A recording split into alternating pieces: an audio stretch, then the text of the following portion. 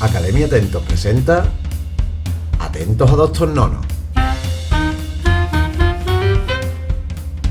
Trigonometría, introducción, amo al lío.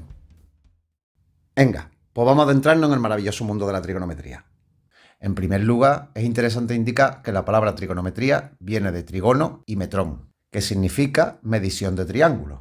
Este estudio de los triángulos ha sido de tremenda importancia históricamente por las aplicaciones que tienen en astronomía y en arquitectura. Así que lo primero que tenemos que hacer es definir lo que es un ángulo. Y vamos a definir un ángulo como el grado de apertura entre dos semirrectas. Ese ángulo puede ser más pequeño o puede ser más grande. Una vez que hemos definido lo que es un ángulo, tenemos que pasar a definir las unidades para medir esos ángulos. En este caso serán el radián y el grado. Un radián es el ángulo que acota un arco de circunferencia que se corresponde o que es igual al radio de dicha circunferencia. Por ejemplo, si yo tengo un carro que tiene unas ruedas de radio R, el que sea, podemos decir 1 metro, pues cuando el carro avance 1 metro, o el radio que tuviese, la rueda ha girado un ángulo correspondiente con un radián. Por otro lado, si cogemos este ángulo, que se corresponde con un cuarto de vuelta, al que llamaremos ángulo recto, definiremos un grado como el ángulo resultante de dividir este ángulo en 90 partes. Es decir, que el ángulo recto tiene 90 grados. Por lo tanto, y sabiendo que una circunferencia tiene una longitud de 2πr, siendo r radio, no es difícil encontrar la correspondencia entre las dos unidades, siendo esta que 90 grados se corresponden con pi medios radianes. Con lo cual, ahora resultará tremendamente sencillo saber cuáles son los valores en grados y en radianes de los principales ángulos notables. La mitad de un ángulo recto se corresponderá con la mitad de 90, es decir, 45, y con la mitad de pi medio, que son pi cuarto. Un tercio de un ángulo recto será un tercio de 90, es decir, 30 grados, y un tercio de pi medio, que serán pi sexto radianes. Y 2 tercios de un ángulo de 90 se corresponderá con 2 tercios de 90, que son 60 grados, que son pi tercios radianes. De manera similar, podremos determinar entonces que media vuelta serán 180 grados y pi radianes, y que 3/4 de vuelta serán 270 grados y 3 pi medios radianes, siendo la vuelta completa 360 grados y 2 pi radianes. Una vez que ya hemos definido lo que es un ángulo, las unidades principales que vamos a utilizar y los valores en grados y radianes de algunos de los ángulos más importantes, tenemos que pasar a definir la circunferencia trigonométrica. En esta circunferencia trigonométrica es donde haremos todo nuestro desarrollo de los conceptos principales de la trigonometría. La característica más importante de la circunferencia trigonométrica es que tiene radio 1. Este dato lo tendremos que recordar porque luego nos hará falta. A continuación, pasamos a dividir la circunferencia trigonométrica en 4 partes. Diremos que los ángulos que están entre 0 y 90 grados están en el primer cuadrante. Los que estén entre 90 y 180 diremos que pertenecen al segundo cuadrante. Los que estén entre 180 y 270 diremos que pertenecen al tercer cuadrante. Y los que estén entre 270 y 360 diremos que están en el cuarto cuadrante. Por último, definiremos el eje horizontal de nuestra circunferencia trigonométrica como el eje de los cosenos, estando hacia la derecha la parte positiva del eje y hacia la izquierda la parte negativa del eje. Análogamente, el eje vertical será el eje de los senos, estando hacia la parte de arriba la parte positiva de mi eje y hacia abajo la parte negativa de dicho eje.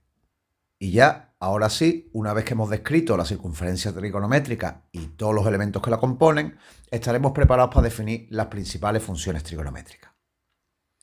Cogeremos un ángulo y lo colocaremos en la circunferencia trigonométrica de tal modo que una de las semirrectas quede apoyada en la parte positiva del eje de los cosenos y el punto de corte entre las dos semirrectas en el punto central de nuestra circunferencia trigonométrica. En este caso hemos cogido un ángulo del primer cuadrante. A los ángulos, por lo general, se los nombra con letras del abecedario griego. En este caso lo llamaremos alfa. A continuación, cogeremos el punto de intersección de la semirrecta superior con la circunferencia trigonométrica y lo proyectaremos perpendicularmente sobre el eje de los cosenos. La distancia que haya desde el centro de la circunferencia trigonométrica hasta el punto proyectado sobre el eje de los cosenos lo llamaremos el coseno de alfa. De manera análoga, proyectaremos ese punto sobre el eje de los senos y a la distancia que haya del centro de la circunferencia trigonométrica a ese punto proyectado lo llamaremos el seno de alfa. Es evidente que si cogemos un ángulo más pequeñito, pues entonces el seno será más chico y el coseno será más grande. Y de igual modo, si cogemos un ángulo más grande dentro del primer cuadrante, El seno será más grande y el coseno será más pequeño.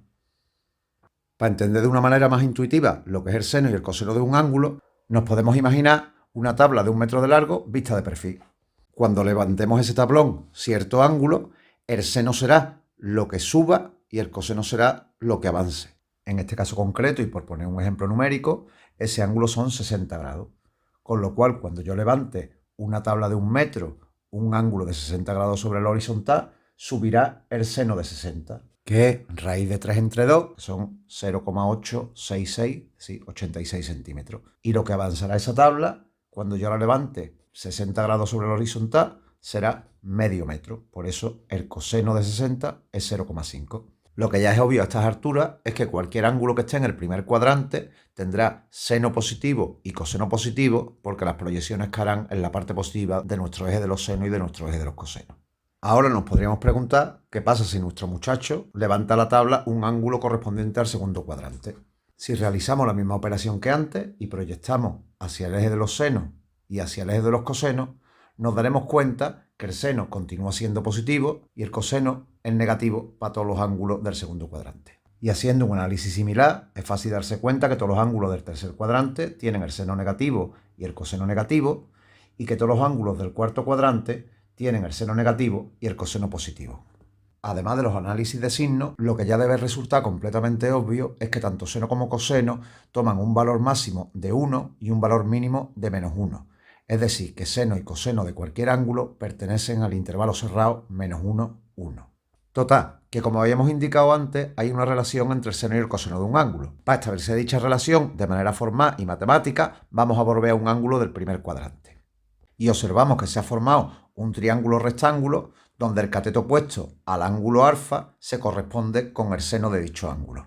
En este punto es donde tenemos que recordar el dato de que el radio de nuestra circunferencia trigonométrica es 1, con lo cual la hipotenusa de dicho triángulo rectángulo es 1 igualmente. Recordamos que el teorema de Pitágoras nos dice que en un triángulo rectángulo la hipotenusa al cuadrado es igual a la suma de los cuadrados de los catetos.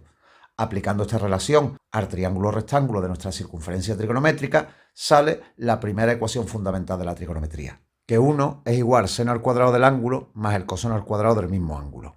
Una vez definidas las dos funciones principales trigonométricas, que son el seno y el coseno, pasamos a definir y a describir la tercera función trigonométrica, que es la tangente.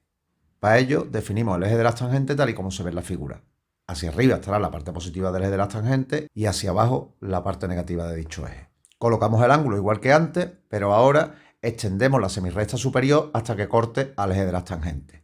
Y la distancia que hay desde el eje de los cosenos hasta dicho punto de corte será la tangente del ángulo alfa. Colocamos los valores previamente descritos en la anterior sección del vídeo y aquí nos tenemos que acordar del teorema de Tales, que nos dice que el cociente de los lados correspondientes de dos triángulos semejantes siempre es constante, es decir, que A grande entre A chica es igual a B grande entre B chica. Si lo aplicamos a nuestros dos triángulos de la circunferencia trigonométrica, nos queda que tangente entre seno es igual a 1 entre coseno. Y de aquí sale la segunda ecuación fundamental de la trigonometría, que tangente de alfa es igual a seno del ángulo entre el coseno del ángulo. Gracias a esta ecuación fundamental, los signos de la tangente de alfa en el primer, segundo, tercero y cuarto cuadrante son muy fáciles de deducir. En el primero y en el tercero será positivo, puesto que es positivo entre positivo y negativo entre negativo, y en el segundo y el cuarto la tangente será negativa, puesto que sale positivo entre negativo y negativo entre positivo. Y por último, una cosa tremendamente importante para extrapolar todo este análisis que hemos hecho a cualquier triángulo rectángulo. Consideremos este triángulo rectángulo. En principio, si tenemos el ángulo alfa interior, el lado A, el cateto opuesto, no será el seno de alfa, porque la hipotenusa no es 1.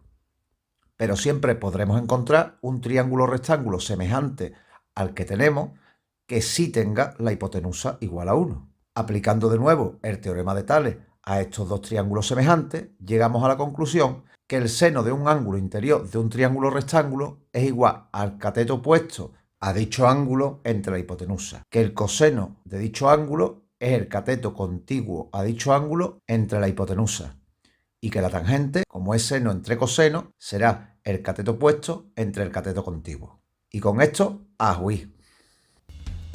Hasta aquí hemos llegado. No te olvides de darle al me gusta y de suscribirte a nuestro canal de YouTube. También nos puedes seguir en nuestras redes sociales. Venga, hasta la próxima.